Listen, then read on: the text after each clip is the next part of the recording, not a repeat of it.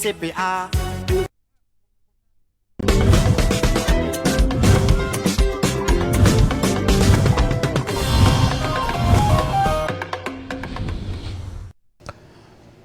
Emmanuel Mouzi est avec nous, député provincial élu du Sud, plutôt du Nord Kivu. Il est l'élu de Rutshuru. Emmanuel, bonjour. Bonjour, monsieur le journaliste, et bon début de la semaine. Merci à vous également. Finalement, les militaires rwandais, sous la tenue surtout des Kenyans et d'autres, même les Ougandais sont sur notre territoire, ils sont très très nombreux. C'est que l'ONU nous avait déjà mis à l'oreille, nous avait déjà annoncé affrontement direct. Ils ont bien planifié ça, mais malheureusement, c'est l'EAC ou l'EAC qui aide les militaires rwandais à attaquer, d'abord à freiner les patriotes à les attaquer. Vous êtes au courant de cette situation? Bon, merci beaucoup. Je suis au courant de la situation. Je la vis, ma population la vit au quotidien. Et je commence d'ailleurs par compatir avec cette population des Kichanga, des Kabizo, tous les groupements de Tongo, la population de Kinyandonyi, la population de Rugara Mashinda. Toute cette population est aujourd'hui en train de courir dans tous les sens. Dans tous les sens. Et vous n'allez pas entendre l'EAC, vous n'allez pas entendre l'Union africaine, vous n'allez pas entendre les États-Unis, vous n'allez pas entendre leur compassion. Mais lorsqu'il s'agit de Congolais qui s'organisent pour donner la paix à leurs entités, là, vous allez entendre toutes ces organisations se réveiller. L'EAC, qui est venu réellement, légalement, lorsque vous lisez dans les textes, qui ont motivé leur arrivée, c'était pour aider la République démocratique du Congo à rétablir l'intégrité de son territoire. Mais aujourd'hui, ils ont changé, c'est vraiment le contraire. Ils sont venus aider l'armée rwandaise et ougandaise à balkaniser la RDC. C'est aujourd'hui clair et même les enfants de Rutshuru, les enfants de Masisi, ils le comprennent très bien parce qu'ils vivent le jeu criminel et se posent la question de savoir pourquoi Kinshasa, pourquoi les décideurs ne peuvent pas voir ce que les enfants sont en train de voir. Et donc c'est vraiment Le nouveau commandant des opérations, en même temps gouverneur militaire du Nord Kivu, il n'est pas informé. Enfin, je disais d'abord que il ne fait pas rapport à Kinshasa et au niveau du haut commandement militaire. Je disais d'abord que je compatissais avec la population, mais je remercie également les populations de la République démocratique du Congo qui commencent vraiment à prendre conscience. Et en particulier, je félicite les jeunes patriotes qui se regroupent en VDP, les volontaires pour la défense du peuple, qui se donnent sans aucun salaire, sans aucune rémunération, mais qui se donnent parce que pour eux, avancer c'est mourir, reculer c'est mourir, il vaut mieux avancer et mourir. Et à ce sujet, je reviens aussi à parler sur le nouveau gouverneur par rapport à votre question. Le gouverneur de la province, le gouverneur militaire de la province de Kivu, c'était, comment je vais dire, un patriote vraiment prouvé. Et certainement qu'il donne des rapports, mais vous le savez, lorsque le gouverneur est arrivé, il est venu remplacer un autre gouverneur militaire. Et tout ce qui était là avec l'ancien gouverneur militaire, ce sont les mêmes qui sont toujours avec le nouveau gouverneur. Et comme vous le savez, lorsque vous êtes chef et que vous travaillez seulement avec des personnes qui vous sont recommandées, des fois, les recommandés répondent à celui qui les a recommandés que de répondre à leur chef hiérarchique. Et c'est ça la grande difficulté. Le gouverneur militaire de Nord Kivu, le général Peter Chirimwami, c'est un homme reconnu comme patriote, et vous pouvez le remarquer, depuis son arrivée au Nord Kivu, il y a quand même eu des signaux qui encourage la population. Malheureusement, à côté de lui, des commandants qui ont toujours été dans tous les jeux négatifs que nous avons connus au Nord Kivu. Ces commandants, on ne les change pas, malgré les échecs répétés et avec des preuves. Malheureusement, ces commandants, on ne les change pas. Sinon, le gouverneur est à féliciter. Et je suis convaincu que le président de la République, qui est le commandant suprême, doit impérativement suivre la situation et éviter aussi de se fier sur des rapports. Parce que la plupart de ceux qui donnent des rapports, ils sont, parmi eux, il y a des affairistes qui ont intérêt à ce que la guerre s'éternise parce que pour eux, c'est du business. Mais il y a d'autres aussi qui tiennent à mettre la République à genoux parmi ceux qui donnent au président le rapport.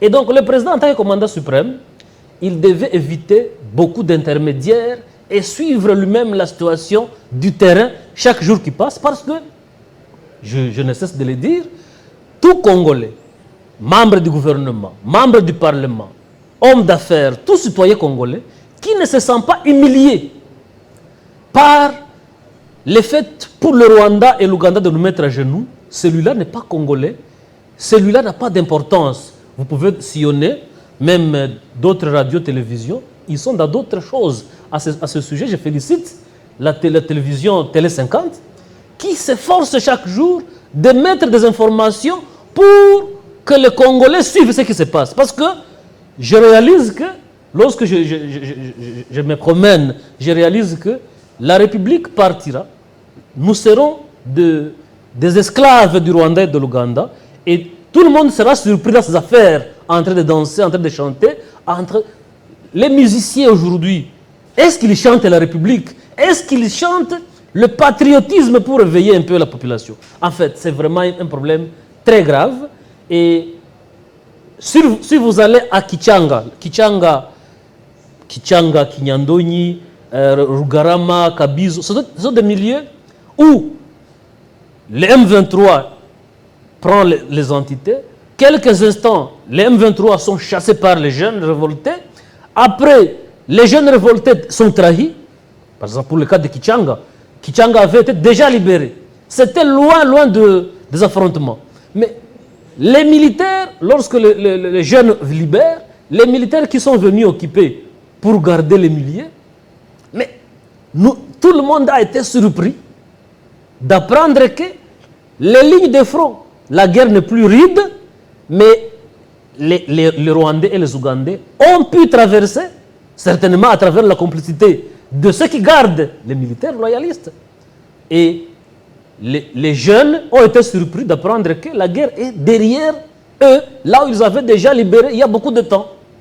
Comment expliquer ça? Non, c'est très grave, monsieur Fabien. Est-ce que les touristes militaires de l'EAC sont-ils également présents là où les patriotes ont déjà libéré? En fait, pour Kichanga, par exemple, il y a le militaire burundais. Les militaires burundais qui sont bien sûr à compter au bout de doigts, vous le savez, ces militaires de l'EAC, ils sont, enfin c'est la MONUSCO bus. Mais je vais même aller plus loin, c'est plus que la MONUSCO, parce qu'ils ont, pour l'Ouganda, le Kenya et le Sud-Soudanais, ils sont des M23. Ce sont vraiment des agresseurs. Je ne sais pas si vous vous souvenez peut-être de l'histoire de la prise du Rwanda, la minoire. La minoire était là. Et c'est grâce à cette minoire, justement... Mais alors, comment expliquer que... Vous êtes parlementaire. Oui. Comment expliquer que vous ne soyez pas en mesure de contraindre l'exécutif à demander à ces militaires touristes de partir?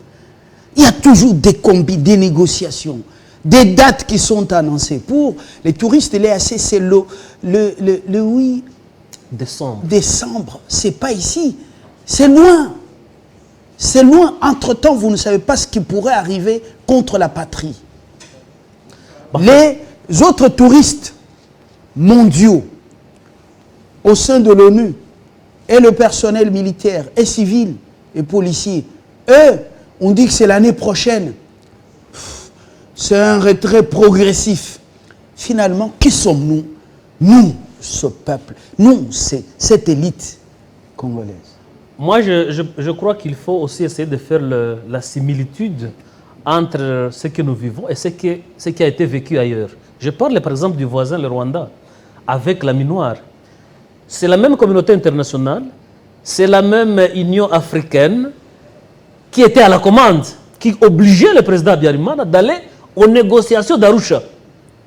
C'est la Minoire, les Nations Unies, qui était là en train de faciliter l'infiltration des militaires de la terre. Le camp de Bill Clinton et les autres affairistes américains avaient déjà préparé. Donc le génocide au Rwanda était bien préparé par les grandes puissances, mais pour nous distraire avec les larmes des crocodiles après. Voilà. Et Kagame, c'était leur instrument pour opérer ces génocides et tout ça.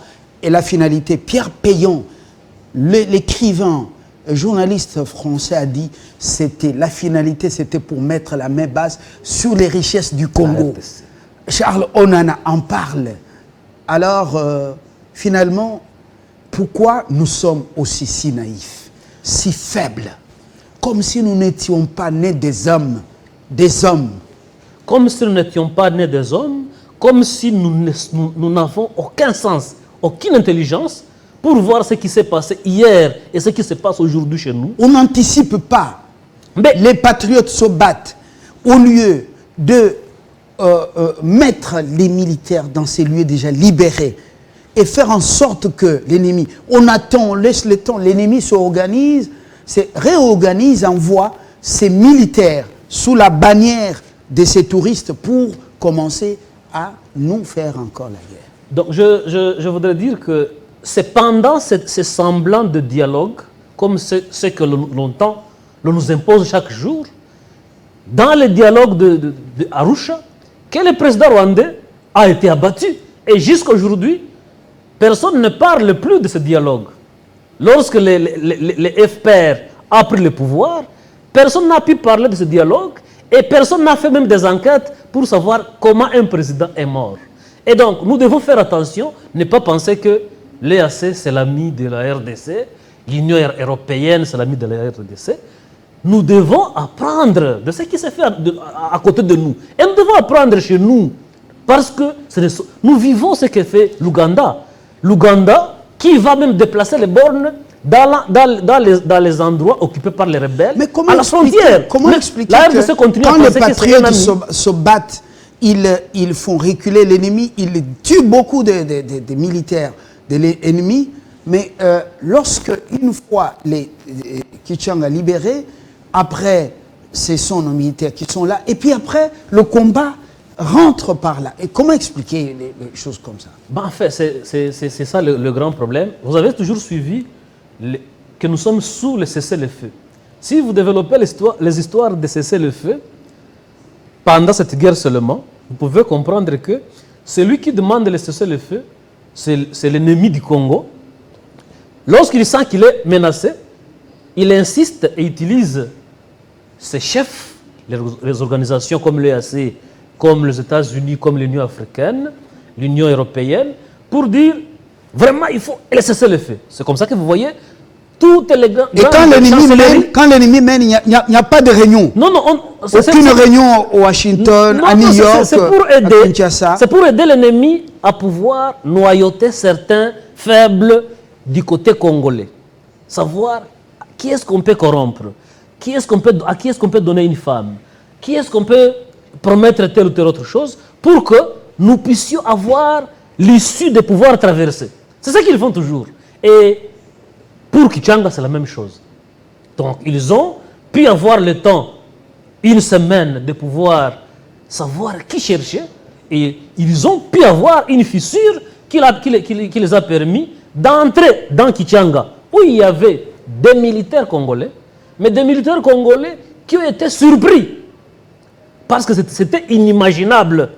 Mais surpris, mais les sorciers... Surpris. L'ONU avait déjà averti, et même les États-Unis, ils redoutaient un affrontement entre les deux armées, avec les conséquences, leurs conséquences.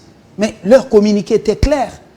Et c'est que pendant ce temps, l'ennemi était en train d'être réarmé et de se réorganiser pour pouvoir nous attaquer. Comment nos militaires peuvent être surpris à Kichanga? La surprise, c'est une stratégie aussi, c'est une stratégie militaire. Lorsque vous êtes en guerre, pour bien gagner la guerre, il faut être à mesure de surprendre. Mais qui est surpris? Celui qui est surpris, c'est un distrait. Quand on va à Kichanga, quand on va au Nord Kivu, on sait qu'on va en guerre. Mais qui dirige? Il n'y a pas de mauvaises troupes, il y a toujours des mauvais chefs. Les commandements, lorsque vous allez au Nord Kivu, vous trouvez le gouverneur, il est le commandant des opérations conformément à l'ordonnance instituant l'état de siège. Le gouverneur militaire, c'est le commandant des opérations. Mais lorsque vous y allez, vous trouvez qu'à côté de lui, il y a le général qu'on appelle général qui commande le Sokola 2. Sokola 2, c'est aussi les opérations. Et à côté de lui, vous avez un adjoint. Et il y a un grand désordre de généraux. C'est pour cette raison que j'étais en train de dire que le président de la République, en tant que commandant suprême, non seulement il doit nettoyer pour enlever ce désordre, pour qu'il y ait une bonne responsabilisation. Un seul commandement.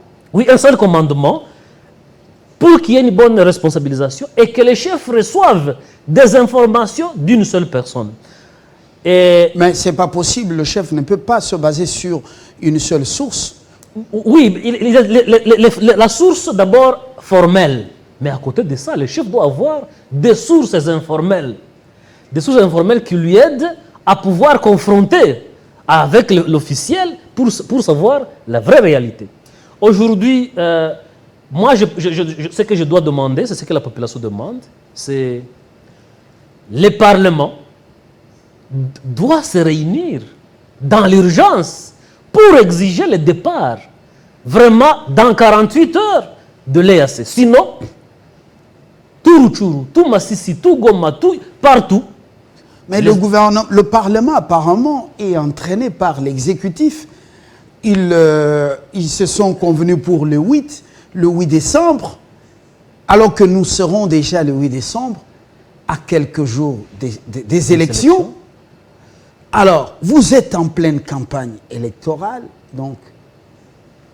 Et ces gens, est-ce qu'ils vont partir à cette date? On a vu qu'ils sont arrogants. On les a entendus dire qu'ils ne sont pas prêts à quitter maintenant. On les sent qu'ils sont encore très arrogants.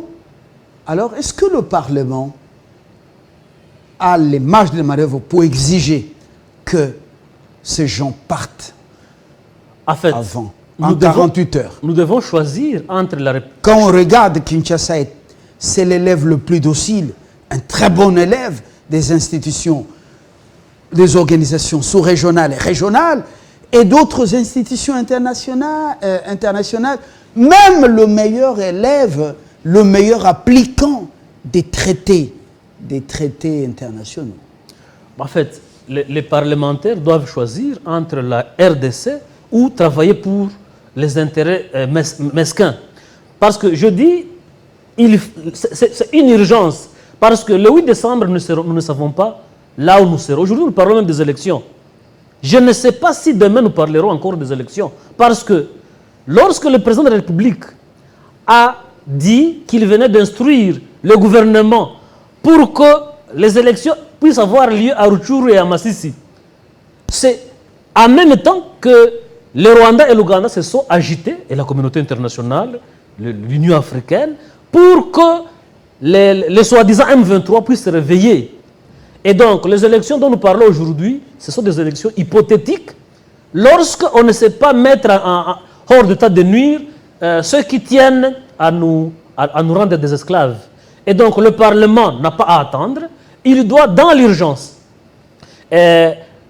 voter les départs sans condition et sans délai, le plus tôt possible, de l'EAC. La population congolaise, partout où elle, tout citoyen, doit se lever pour exiger le départ de l'EAC, parce qu'on ne peut pas gagner la guerre avec l'EAC qui se trouve chez nous, sous informant de ce qui nous amène la paix, alors que c'est eux qui viennent céder nos entités. Je crois sincèrement que c'est très important. Sinon, nous n'aurons que nos yeux pour pleurer. Je crois. Donc aujourd'hui, le danger permanent, c'est cette armée qu'on a invitée chez nous, Oui, l'armée de ces pays de l'Est. Le plus grand danger que nous avons aujourd'hui, c'est l'EAC, donc l'Ouganda, le Kenya, le Sud-Soudan qui sont là. Et aujourd'hui, vous pouvez quand même remarquer que toutes ces organisations internationales devaient avoir honte. Et la République ne devait pas se gêner de pouvoir récupérer ces entités sans se dire qu'il est sous le cessez-le-feu. Parce que les accords ont été signés à Luanda, qui obligeaient les M23 à passer à être désarmés et aller au précantonnement à Rumangabo et puis aller au Maniema. Mais tout ça n'a pas été respecté. Et personne n'a condamné ou exigé. Et cela n'a pas été perçu comme violation. Mais la RDC, elle veut se faire un bon élève qui respecte les conventions, alors que le Rwanda les avait respectées à la période de Habyarimana. Ça n'a pas empêché que ce pays soit pris et que le président soit abattu. Il ne les respecte même pas quand il s'agit de défendre son territoire sur la terre palestinienne. Alors, vous tous, vous vous plaignez. Mais que ferait le peuple? Que dirait-il? Vous qui avez reçu mandat de pouvoir amener l'exécutif à fléchir. Vous tous, vous vous plaignez. Finalement, où allons-nous? Bon, merci beaucoup. Tout le monde se plaint. Mais tout le monde a une responsabilité. L'exécutif se plaint. Le Parlement se plaint. Au lieu que ce Parlement fasse, donc amener ou amène l'exécutif à prendre des décisions salvatrices pour la nation, en faisant partir ces touristes qu'ils ont invités chez nous, croyant qu'ils venaient pour nous. Mais vous vous plaignez aussi, finalement.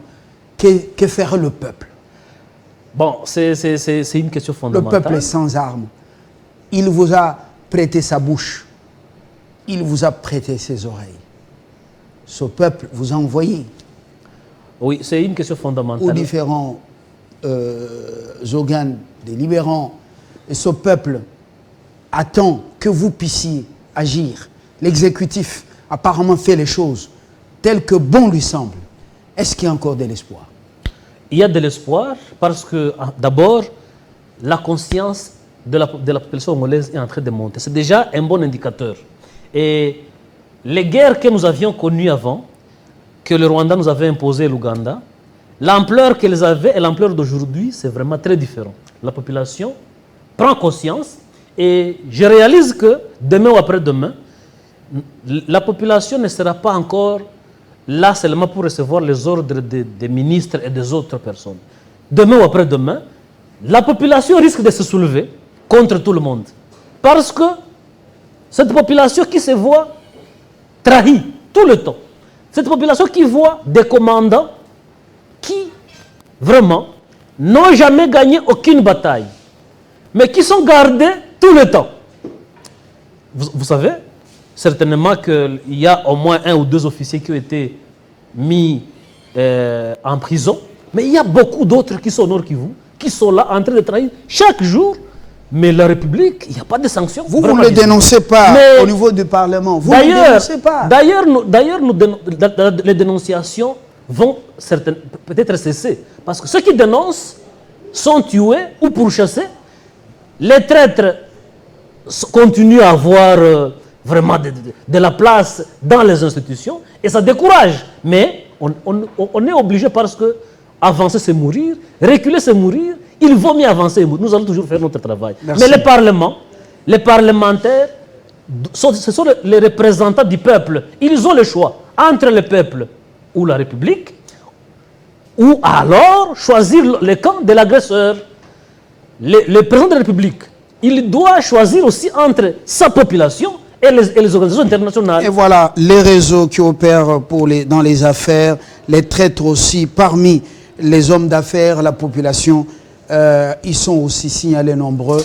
On en parlera. Monsieur Mozi, merci d'être venu et d'avoir donné de votre temps à cet échange sur notre nation, sur le volet sécuritaire de la partie orientale de notre pays.